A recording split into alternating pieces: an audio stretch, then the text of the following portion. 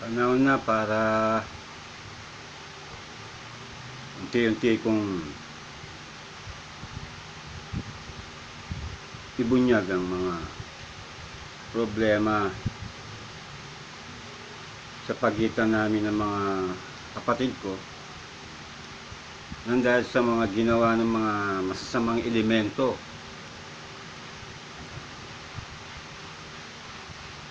Lahat ng ginawa ninyo, iisa lang naman ang punto makamkam ang hindi inyo. Makurakot nyo ang mga perang personal na benepisyo namin ng anak ko at yung 10 doors apartment sa Diamond, pinag-interesan ninyo. Ngayon ko unti-unting ibubunyag lahat ng problema, lalo na ang mga kapatid ko hindi ko nakakausap. Kung bakit hindi ko sila nakakausap, dahil binabawalan nyo sila. Ayaw nyo silang kausapin ako.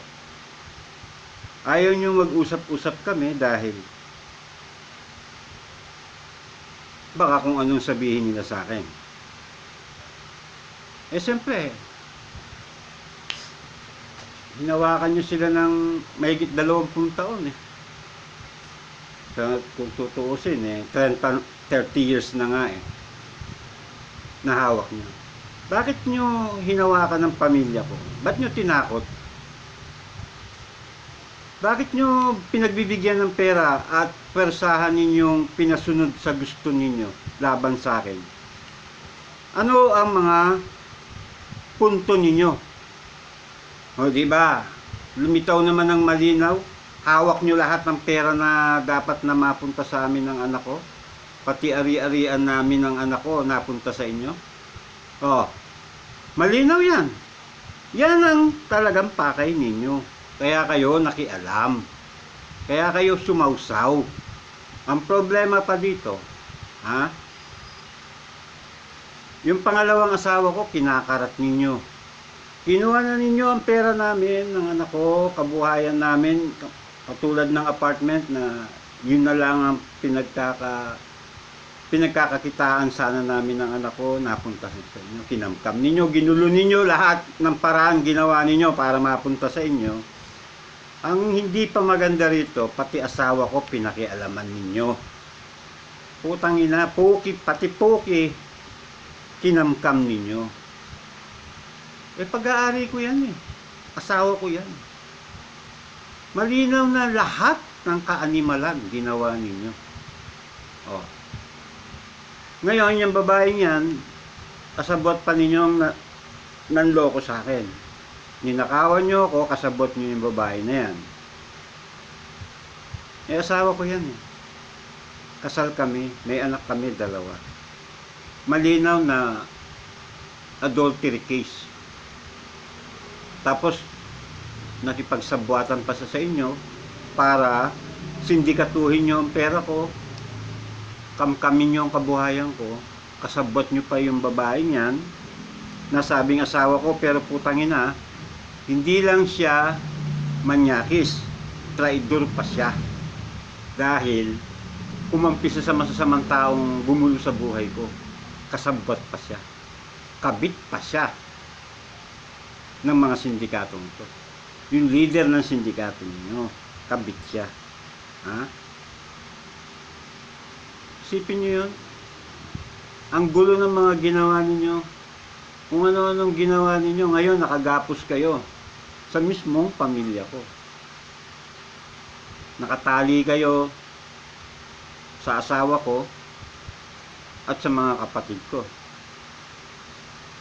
Kung iniisip ninyo na hawak nyo sila, kontrolado nyo sila, hawak nyo sila sa leeg, nagkakamali kayo. Maaring nakatali sila sa leeg ninyo.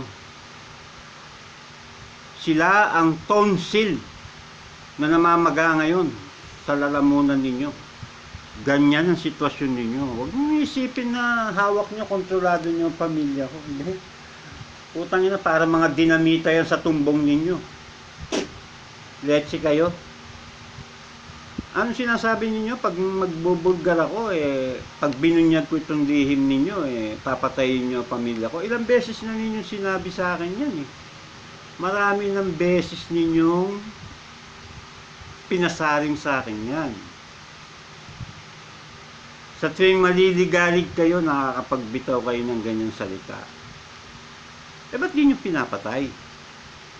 Ang tagal na ninyong sinasabi yan. Hintay ako ng hintay, wala naman namamatay. Hanggang ngayon, buhay pa yung mga taong sinasabi ninyong papatayin ninyo. Ba't di nyo patayin? Pag sinabi nyo, gawin nyo. Hindi nyo ginagawa yung mga sinasabi nyo eh. Kapag na inabot na naman kayo ng taranta at nervyos, magbabanta na naman kayo sa akin yan. Sasabihin na naman ninyo, papatayin na naman ninyo sila. Paulit-ulit ninyong sinasabi sa akin na papatayin nyo ang mga taong yan na hawak ninyo kapag nagbunyag ako. Pero hanggang ngayon, walang namamatay. Diba? Puro na lang ganun. Paulit-ulit. Patayin nyo kung gusto nyo. Dahil hindi yung dahilan para hindi ko kayo ibunyag. Kasi, di ba sinabi ko sa inyo, ibalik nyo yung ari-arian ko? Ilang beses kong sinabi sa inyo yan, hindi nyo ginawa. Hindi nyo binigyan ng pansin ng mga sinasabi ko. Binabaliwala nyo. Nakakala nyo, makokontrol nyo. Lagi nyong makokontrol. Hanggang kailan? Ang dami kong binigay na pagkakataon sa inyo. Binaliwala lang ninyo. Iniinsulto pa ninyo ko. Oh. Mukha na lang yung taong ginagamit ninyo. Ano? Mahigit 10 taon, anong ginawa na? Pinakisamahan ko na mahigit 10 taon. Anong ginawa? Puro ali siguro ang sagot. Putangin na. Kung alam ninyo ang tao matalas pa sa inyo, lolokohin ninyo, lalaruin nyo, mahirap yun. Mahirap paglaruan ng taong tila magaling pa sa inyo at matalas pa sa ang pakiramdam sa inyo. Paglalaruan mo, ano ka, hilo? Kapag ginawa mo yon, lahat ng kapalpakan aabutin mo. Kamukha na lang yung mga tarantan ninyo sa akin noon. Anong nangyari? Pinagagapos ninyo yung sarili ninyo sa pamilya ko. Nilak ninyo ang mga sarili ninyo sa buong pamilya ko. Nilak ninyo dun sa ari-arian ko. Ninakaw nyo pa perang dapat mapunta sa amin ng anak ko. Ginapos na ninyo yung sarili ninyo. Nilak na ninyo yung kaluluwa ninyo lahat, pati pagkatao ninyo. Binigti na ninyo sa putang inang mga pera, ari-arian at pamilya ko. Hindi lang yon. Sumasawsaw pa yung leader ng animal na namumuno utak sa inyo sa katarantaduhan. Sumasawsaw pa sa ari ng asawa ko. Ngayon, pag nagkakaso yung babae na yan, adultery case, ituturo kayo niyan. Kung sino man ang kumarat sa inyo, sa babaeng yan, ituturo kayo lahat niyan. Pag naipit na yan, ituturo niya lahat kayo. Pati mga titi ninyo, ituturo niyang babaeng yan. Sabihin ko sa inyo, ba't hindi niya ituturo? Maiipit siya. Hindi naman niya kagustuhan lahat yung nangyari niyan. Kayo ang may gusto niyan. Hindi siya. Sunod-sunuran na lang yung mga tao sa inyo. Kasi inaabuso ninyo Tinatakot ninyo. Pwersahan ninyong pinasusunod sa gusto ninyo. Ang banta ninyo, kung hindi makikinig at hindi susunod sa gusto ninyo, papatayin nyo yung mahal niya sa buhay. Siyempre may anak yan. Yung anak namin, dalawa. May mga kapatid yan, may mga magulang pa siya noon. Sasabihin nyo, papatayin nyo yung pamilya niya. Kung hindi siya susunod sa inyo at hindi siya makikiisa sa inyo, hindi siya makikipagsabuatan sa inyo, papatayin nyo siya, pati buong pamilya niya. Ay, natural yung tao. Kahit ayaw niya, susunod na lang. Papayag na lang. Ayaw niya kasing mapahamak ang mga mahal niya sa buhay. Magsusunuran sila. Ganyan din ang nangyari sa mga kapatid ko. Sumunod sila kasi kamukha yung panganay naming kapatid. May mga apo na yun eh. Maraming anak. Marami pang apo. Ang laking pamilya niya. Mapapahamak. Kaya sumunod sa gusto niyo. Ganon din yung kapatid kong lalaki, si Freddy. Oh. Nauto-uto ninyo. Oh. Tinakot-takot ninyo. Eh yun eh, matatakotin yun. Nervyoso yun. Oh. May anak din yun. Binabantaan ninyong ganun ang gagawin ninyo. Delikado sila. Mapapahamak ang mahal nila sa buhay kung hindi sila susunod sa gusto ninyo. Eh di sumunod sila. Pinagbibigyan nyo ngayon ng pera. Bilang suhol. Bribe money. Para manatili silang sunod-sunuran sa gusto ninyo. At hindi lang yung lumilitaw na bribe money. Parang binili na ninyo ang kaluluwa nila. Hanggang susunod sila sa inyo. Habang buhay yun. Lahat ng gusto nyo, susundin nila. Aba, magkalinawan nga tayo, putang ina ninyo. Yung mga perang pinagbibigay ninyo sa kapatid ko, pera ko yun, na ninakaw ninyo. Sa mga ninakaw ninyong pera na yon, na pera namin ng anak ko, na dapat namin tanggapin, mula sa mga perang yon, pinagbibigyan nyo mga kapatid ko. Pero sumusunod sila sa gusto ninyo. Hindi sa akin na kapatid nila. Hindi sila sa akin sumusunod, sa inyo sumusunod. Eh hindi naman ninyo pera yung binigay ninyo sa kanila, pera ko yun. Mga ninakaw ninyo. Kapatid ko sila, sa akin na sila dapat sumunod. Lalo na yung mga perang pinagbibigay nyo sa kanila, hindi naman sa inyo pera yun eh. Pera yun na ninakaw ninyo sa akin at sa anak ko. Binigyan nyo lang mga kapatid ko. Linilinaw ko lang sa mga kapatid ko ito na yung mga perang pinagtatanggap ninyo sa mga animal na ogag na sindikatong ito, na nagmamanipula sa inyo at nananakot sa inyo. Pera ko yun. Pera ni Irina, pera ko rin. Pera naming mag-ama na dapat naming matanggap mula sa benepisyo ng asawa ko at mga pamana ng lolo at lola. Pinagbibigyan lang kayo nitong mga animal neto na nagmamagaling. Itong mga putangin na mandarambong na tulisan neto, pinagbibigyan kayo at tinatakot pa kayo. Tinatakot nila kayo para sumunod kayo sa kanila ng persahan. Kasabay nung binigyan pa kayo ng pera. Bumili kayo ng bahay. Okay. Binigyan kayo pambiling bahay. Magbilihan kayo ng bahay. Lahat kayo kailangan bumili ng bahay. Doon sa perang binigay sa inyo. Para nga naman hindi kayo mawawala sa paningin nila. Kasi yung perang binigay sa inyo, bibili nyo ng bahay, obligado kayong titira dun sa bahay na binili nyo. At hindi naman na rin kayo makakalayo, wala naman kayong sobrang malaking pera. Pag bumili kayo ng bahay, halos ubos na rin yung perang binigay sa inyo. Andun kayo ngayon, kung saan kayo bumiling bahay na gusto nilang lugar, sila pa yung nasusunod na lugar kung saan kayo bibili. Nakabantay kayo. Oo, totoo, masama ang loob ko sa inyo sa ginawa ninyo. Pero naintindihan ko kung bakit nangyari yan. Hindi naman ako ganun kahinang klase para hindi ko maintindihan kung bakit nangyari yan. Imposibleng ang lahat ng kapatid ko traidor. Sabihin na natin sa magkakapatid, merong traidor. Pero, hindi lahat. Imposible na ang lahat ng kapatid ko, pamangkin, traidor sa akin.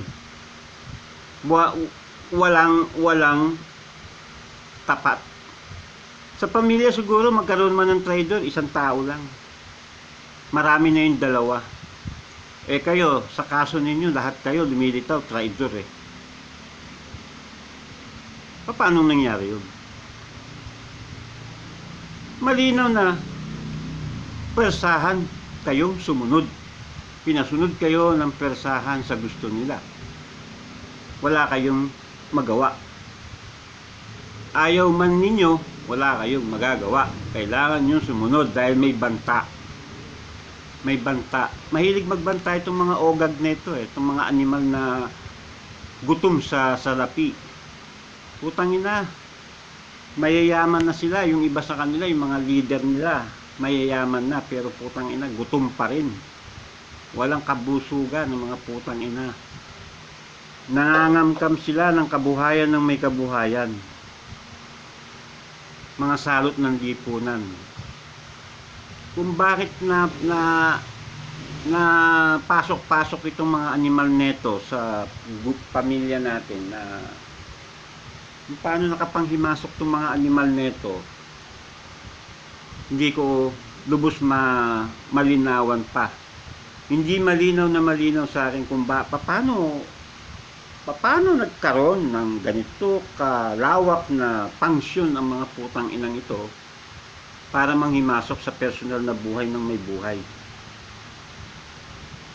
Sa tingin ko, kahit na ginamit sila ng Hapon, hindi naman lahat siguro ng ginawa nila inutos ng Hapon eh. Duda ako eh. Merong mga bagay na hindi inuutos ng Hapon, ginawa nila. Pansarili nilang kapakanan.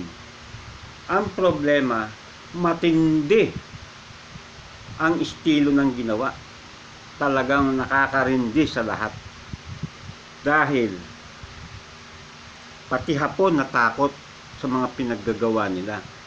Dahil wala ng pakundangan, parang wala sa mga katinuan ng mga pag-iisip ng putang ina, hindi nila alam nata yung mga pinaggagawa nila. Ngayon, nararamdaman nilang ipit na sila. Mahabang panahon na nilang nararamdaman yan, pero habang tumatagal, parindi, lalo na sa panahon ngayon, alam naman nila na hindi pwedeng hindi mabunyag ito dahil may 3 akong anak na kailangan kong ma-recover. At yung 3 kong anak, 2 sa mga anak kong babae, may mga anak na, may apo na ako. Ang bunso ko, lalaki, binata pa. Okay? 3 anak at mga apo. Kailangan kong ma-recover ito. May pamilya din ako. Kung kayong mga kapatid ko, ang iniisip ninyo, pamilya ninyo, kaya kayo nag-traidor sa akin dahil tinatakot nila kayo, persahan nila kayong pinasunod sa gusto ninyo dahil binabantaan nila kayo, pati ang mahal nyo sa buhay. Ganun din ako, may mga anak din ako nahiwalay ng mahigit 20 taon sa akin dahil sa inyo. Nang dahil sa pagsunod ninyo sa kanila, ako naman ngayon ang nawalan ng pamilya. Nawala na nga kayong lahat sa akin ng mga kapatid ko, pati mga anak ko naipit, nadamay. Hindi ko ngayon ma-recover ang mga anak ko. May mga apo na ako. Ngayon, dinadaan ako sa banta-banta ng mga putang inang hindot na bugok neto na sindikato. Napapatayin daw nila kayo kapag nagbunyag ako. Nagsawa ako sa kakabanta nila, kaya ang sabi ko nga, ba't di nyo gawin? Ba't banta kayo ng banta? Kaya sa banta kayo ng banta, gawin na lang ninyo. Tagal ko na nga naghihintay na pumatay sila, wala naman namamatay. Hanggang ngayon, kompleto pa rin kayo. Wala naman nababawasan sa inyo. May mga tama sa utak to mga putang inan to eh. Sakit nila yung yung magbanta. Ano na nila yan habit. Kumbaga talagang nananalaytay na sa dugo ng mga putang inang yan na magbanta eh. Kayo masyado kayo kasing, kayong mga kapatid ko, masyado kasi kayong matatakutin. Masyado kayong mahina kayo. Wala kayong pagkakaisa. Pagkakaisa ninyo, mag-traitor kayo sa akin, mas madali ninyong na-desisyon yun. Kesa yung magkaisa kayo, ipaglaban nyo ako na hindi kayo papayag sa gusto nila na wawasakin ako. Kayo, hindi, kung susunod kayo sa kanila, hindi kayo madadamay, bibigyan pa nila kayo ng pera, sumunod kayo sa ganon. Imbis na tumanggi kayo lahat, na hindi kayo papayag na wawasakin nila ako, aayaw kayo lahat, wala silang magagawa. Mauobliga silang sumunod sa gusto ninyo. Makokontrol yung plano nilang masama sana sa akin. Kaso, sumunod kayo pumayag kayo, kaya ang lakas ng loob ng mga putang inang yan. Ang lakas ng loob nilang winasak ako dahil napasunod nila kayo. Ngayon, panahon na para ilabas ko na itong issue na ito. Uumpisahan ko na kayo. Kayong mga kapatid ko, hindi pwedeng habang buhay tinataguan nyo ako. Magme-message ako sa inyo sa Facebook, hindi kayo sasagot. No? Ginawa na ninyong walang kwenta mga sarili ninyo. Ginawa na ninyong parang hindi mo mawari kung bobo kayo o mga bugok kayo, ano ba kayo? Bakit hindi na kayo makasagot man lang sa message ko sa Facebook? Hindi kayo nagme-message, hindi kayo makapagpakita sa akin. Ano nangyari sa inyo? Yan ang question nga Kasi may ginawa kayo. May ginawa kayong hindi tama. Ginawa nyo sa akin, hindi tama. Hindi tama yung ginawa nyo sa akin. Pinagkanulo nyo ako. Ba't hindi ko sasabihin pinagkanulo? Tumanggap kayo ng pera. Kung takot lang yung inabot ninyo sa kanila, wala sanang money involved dyan. May money involved Lumilitaw dyan interesado rin kayo sa pera. Hindi lang yung magtatraidor kayo sa akin. Interesado din kayo sa pera. Pero ipapaalala ko lang sa inyo, no? Sila nagbigay nga ng pera sa inyo. No? Binigyan nila kayo. Parang kailangan nyo sumunod sa kanila dahil boss nyo sila. Binigyan kayo ng pera, di ba? Gusto ko lang ipaalala sa inyo, pera ko yan. At pera ni Irina yan. Mga pera namin ng anak ko yan. Na dinugas nila. Binigyan lang kayo para sumunod kayo sa kanila. No? Pera ko pa rin yan. Yung pinamigay nila sa inyo. Kailangan na natin pag-usapan ito ng personal. Either na sa husgado, sa authority, sa media, saan man bagay, sa anumang paraan, kailangan natin mag-usap-usap dahil malaking krimen ito. Malaking krimen ang nagawa ninyo. Kailangan ninyo na makipag-usap at humarap sa akin. Dahil maiipit kayo sa ginawa ninyo. Ako lang ang makakatulong sa inyo para hindi kayo makasuhan, hindi kayo makulong. Kapag dumutrende pa kayo sa mga animal na yan, makukulong kayo. Automatic yun, naaarestuhin kayo ng batas. Ikukulong kayo dahil conspiracy yung ginagawa niyo. Pero kung sa akin kayo didepende, pwede ko kayong tulungan na hindi kayo makulong dahil tinakot kayo Pinwersa lang kayo. Ano man ang totoo, may halo mang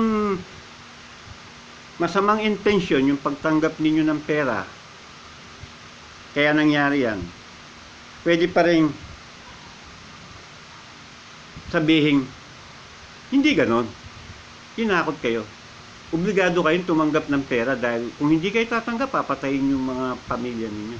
kailangan ninyo sumunod sa kanila. Yun naman ang talagang totoo dyan. Eh. Pero yung iba sa inyo, sa tingin ko, meron pa rin halong pag-i-interest sa pera.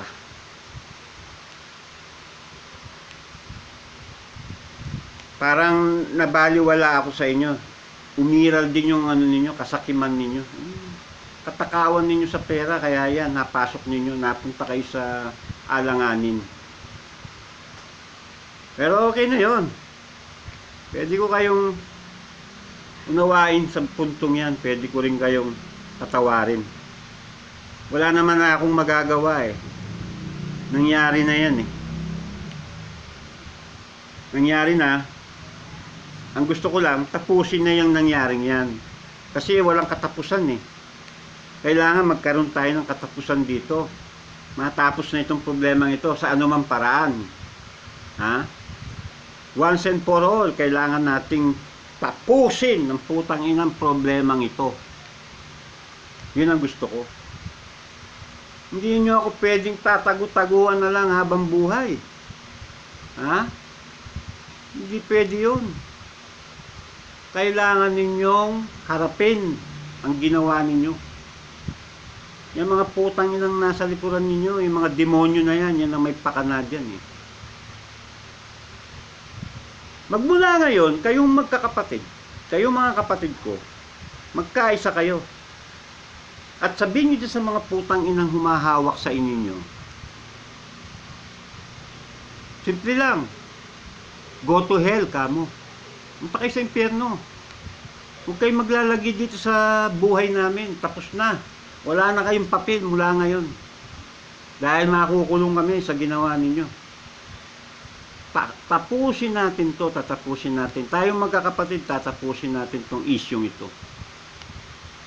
Marami ang nag-aalaga sa inyo, eh, alam ko eh. Di ba? Oh, ano? Nakakatuwa, di ba? Oh. Ang dami nila, no? Inalagaan nila kayo ng matagal na panahon. Oh. Busog na busog sila. Nakulimbat nila yung mga personal namin pera ng anak ko at saka yung apartment, sila pa yung namamahala. Nag-caretaker pa yata yung kapitbahay ninyo dyan, no? Sa apartment ko.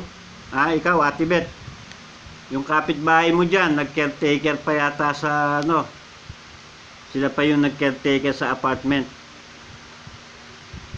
Kaya kayo, alam niyo lahat yan eh. Hindi lang kayo makakapagsalita pa sa ngayon dahil nandiyan pa tayo sa ganitong sitwasyon. Pero kapag ka ito pumutok na, nagkausap-usap na tayo sa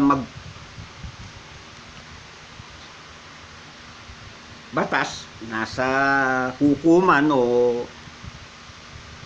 media, dahil sa gulong ito, pwersahan tayo maghaharap-harap para pag-usapan ito sa isang lugar na maraming nakikinig, mga otoridad.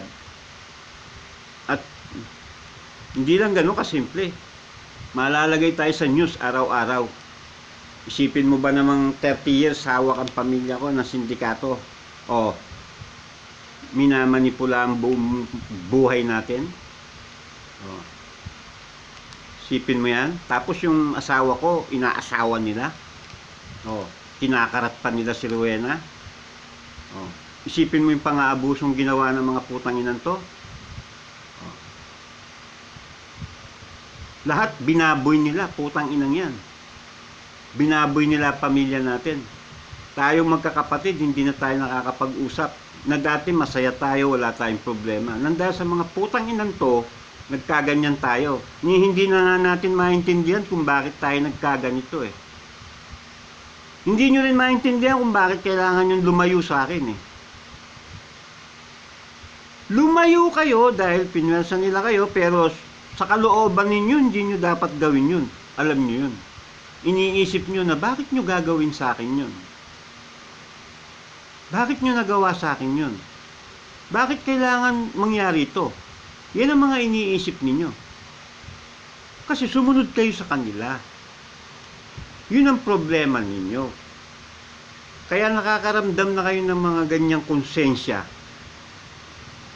Dahil alam nyo, gumawa kayo ng mali sa akin. Eh ako pa naman yung kapatid na, putang ina, pag kailangan ninyo ako, kahit yun na lang ang laman ng bulsa ko, ibibigay ko pa sa inyo dahil mas kailangan ninyo. Ganun akong klase. Pero ako, hindi naman ako ganun makalapit sa inyo. Hindi naman kayo ganun kabait na kapatid para tulungan ako. Kahit na meron kayong sobra sa bulsa, sasabihin nyo, wala eh. Kaya hindi ako nangihingi sa inyo. Hindi ako tumihingi sa inyo.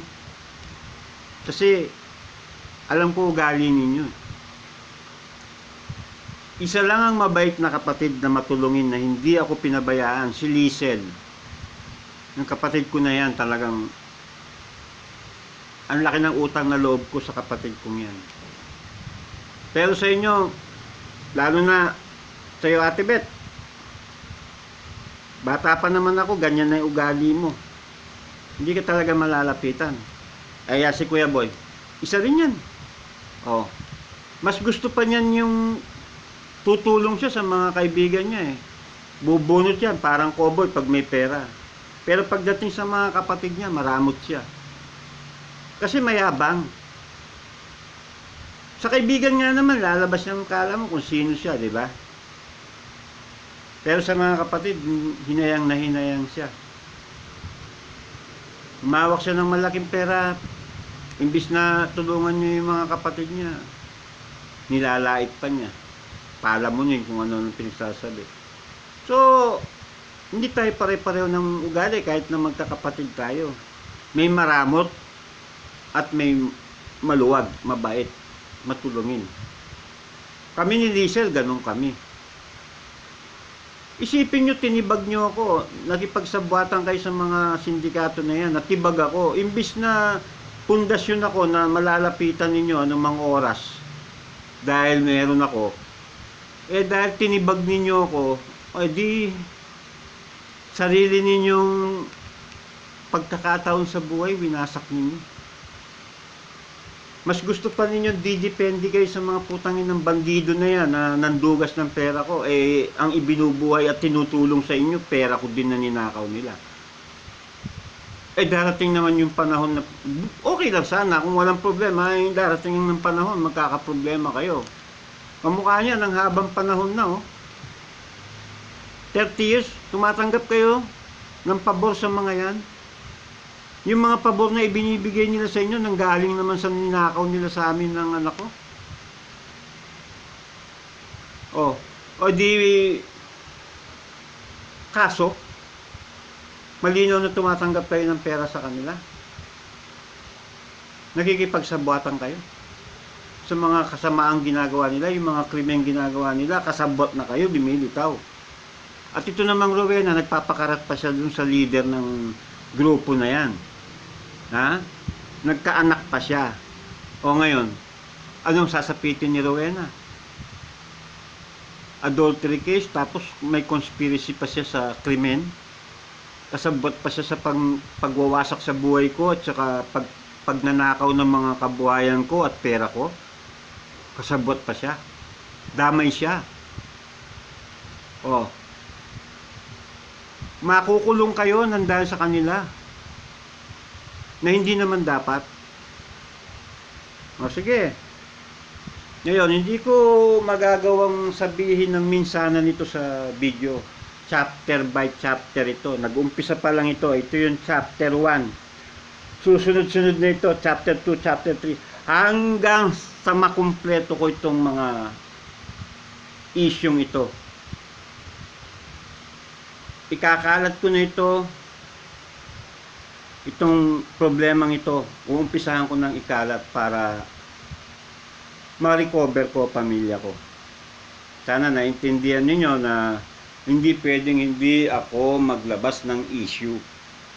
Kailangan kong ilabas lahat ng issue ito para ma-recover ko pamilya ko. Kayong mga kapatid ko, kailangan ko kayong i-recover. Hindi pwedeng hanggang-hangga hawak kayo ng mga animal na yan.